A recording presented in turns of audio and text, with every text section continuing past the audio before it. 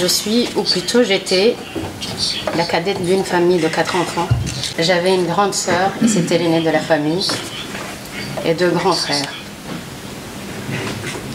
Mon père a été employé, commerçant, éleveur, agriculteur. Ce n'était pas par choix, mais il se faisait renvoyer partout où il travaillait parce qu'il était tout petit. Ma maman était professeure et préfète de discipline au collège Apakop, une école privée fondée par Charles Chamtiga, en association avec d'autres parents Tutsis pour pouvoir donner une chance à leurs enfants d'étudier. L'idéologie du génocide contre les Tutsis a commencé bien avant avril 1994. La haine contre les Tutsis a été enseignée depuis longtemps. À l'école primaire, chaque année, on nous comptait par ethnie. Et on devait se mettre debout.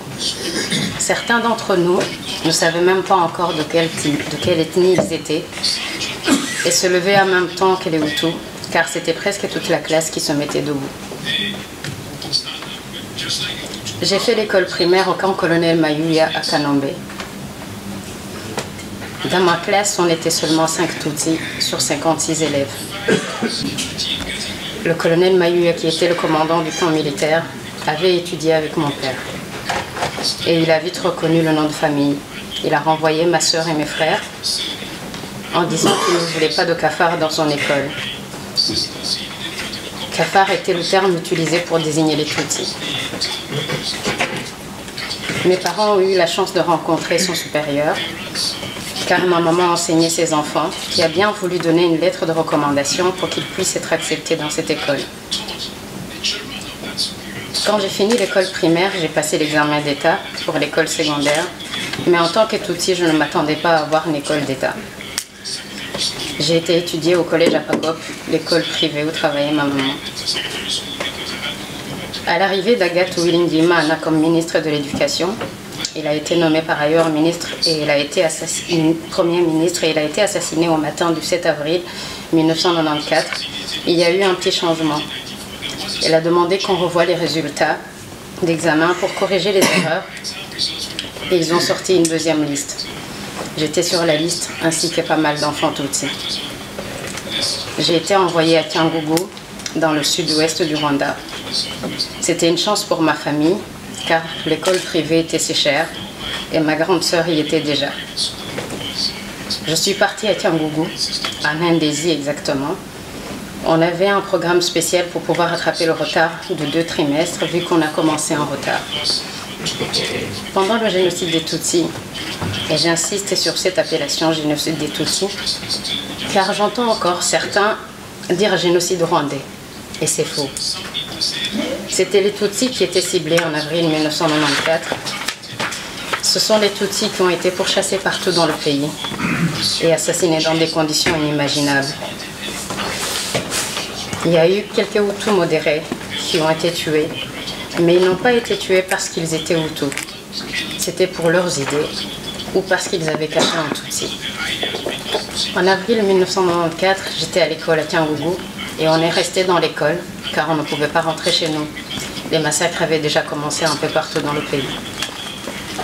Le 9 avril 1994, notre école a été attaquée par les miliciens Interahamwe qui poursuivaient quelques Tutsis qui s'étaient réfugiés dans notre école. Le directeur nous a tous rassemblés dans le réfectoire et ils sont rentrés avec leurs machettes à la recherche de ces Tutsis. Ils sont repartis sans les retrouver et ces quelques Tutsis ont été amenés plus tard dans le stade de Kamembe à Kyangugu. On est resté à l'école jusqu'au 12 juin 1994. Mais pendant cette période, du 9 avril au 12 juin 1994, 4 de nos professeurs Tutsis ont été assassinés. Le matin du 12 juin 1994, le directeur nous a appelés dans le réfectoire et nous a annoncé que certains d'entre nous allaient quitter l'école et aller ailleurs pour des raisons de sécurité. Il a commencé à citer les noms des Tutsis et nous a demandé de sortir directement pour aller chercher nos affaires. dans le dortoir et monter dans le bus. On ne savait pas où on allait. Il y avait une voiture avec des militaires pour nous escorter et le directeur nous a accompagnés jusqu'au camp de réfugiés de Nyalushishi, toujours à Kiangougou, un endroit où on rassemblait tous les Tutsis du coin. Arrivé au camp de réfugiés de Nyalushishi, on était 60 élèves, Tutsis de mon école. On a été accueillis par la Croix-Rouge. Et il y avait une femme dont le frère étudiait avec nous. Elle nous a demandé de nous mélanger avec les garçons et expliquer pourquoi elle ne voulait pas de tentes de filles seulement. Le camp était gardé par des militaires qui descendaient la nuit pour chercher les filles pour les violer. Elle nous a demandé de se fondre dans la masse et de ne pas se montrer. Il fallait surtout pas attirer leur attention sur nous. On s'est mélangé avec les garçons et ils dormaient près de l'entrée. L'ancien préfet de Kiangougou, Bagambiti Emmanuel, a planifié notre assassinat. Il y avait plus ou moins 5000 Tutsis dans le camp de réfugiés de Nyalushishi. Le 23 juin 1994, vers 5 h du matin, on a été réveillés par des cris. Notre camp avait été encerclé par des miliciens Inherami armés de machettes. Quelques heures plus tard, on a vu les militaires se poster devant les miliciens.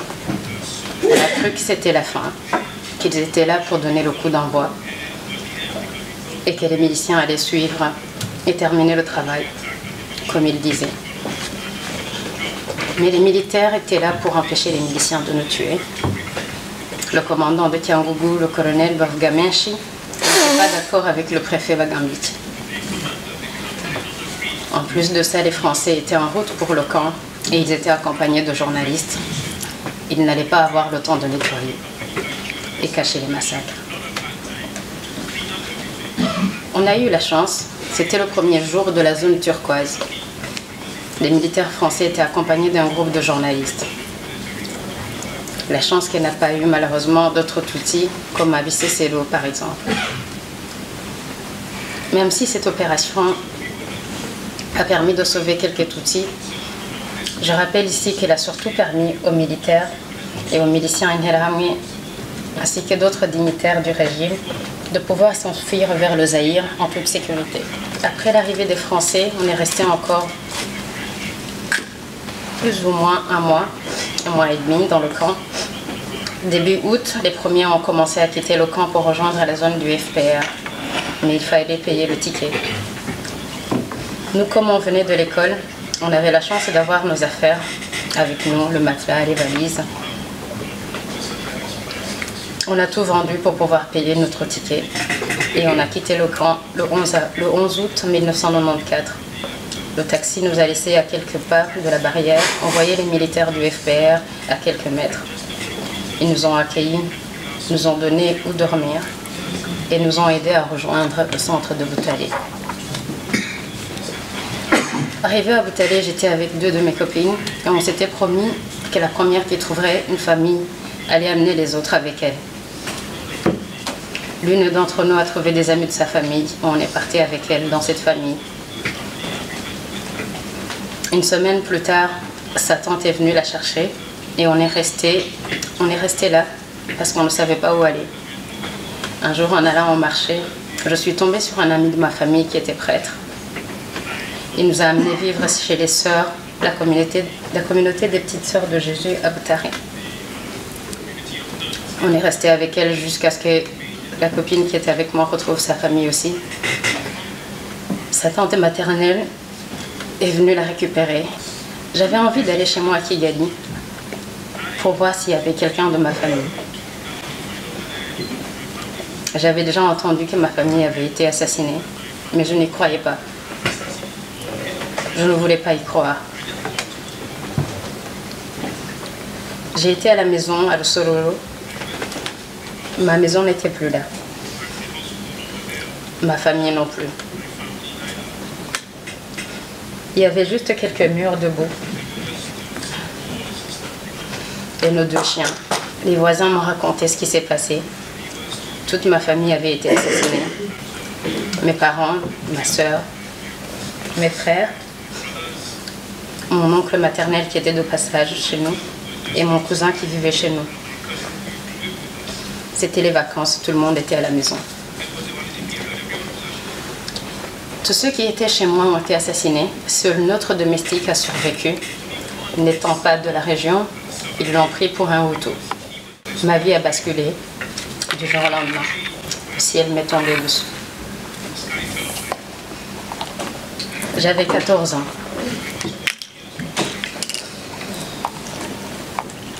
Quelques mois avant, j'étais encore une petite dernière d'une famille. Et là, je me retrouvais seule au monde. Depuis ce jour, j'ai pris la lourde responsabilité d'honorer leur mémoire.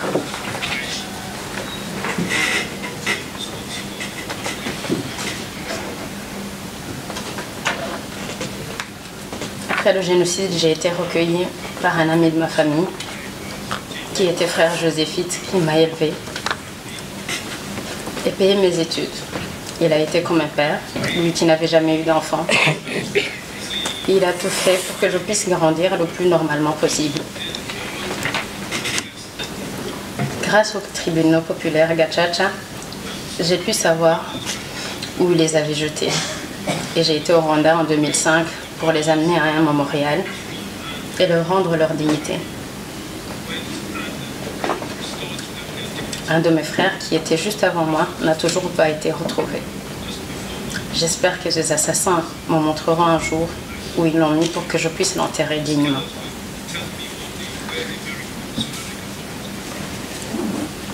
Après mes études secondaires, j'ai quitté le Rwanda.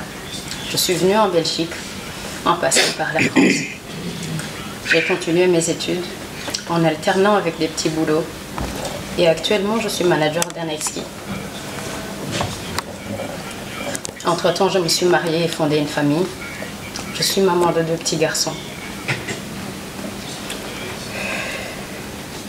Pendant tout ce temps-là, j'ai connu quand même pas mal d'épreuves, comme la plupart de rescapés du génocide des Tutsis. Mais je n'ai jamais baissé les bras grâce à 2 choses.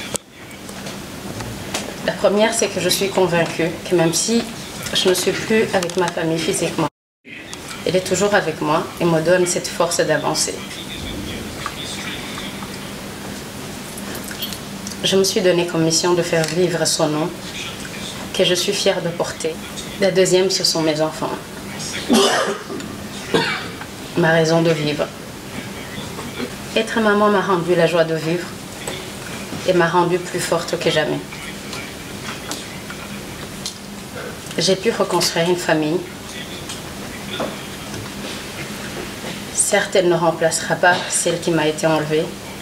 Non, les miens ne vivent plus seulement à travers moi, ils vivent aussi à travers mes enfants. Pour conclure, je vous invite à me rejoindre dans mon devoir de mémoire, à combattre l'idéologie génocidaire qui continue à menacer notre monde. Il faut combattre cette idéologie qui a poussé les extrémistes Hutus à massacrer plus d'1 million de Tutsis pendant 3 mois. Pour que nos enfants puissent grandir dans un monde meilleur, il faut traduire en justice les génocidaires qui, après 23 ans, vivent encore librement. Il faut commémorer et se rappeler de tous ces Tutsis morts parce que, pour ce qu'ils étaient,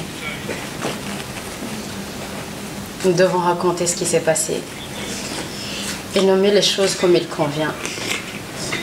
Il faut éduquer nos enfants pour que ce qui s'est passé au Rwanda ne se reproduise plus jamais.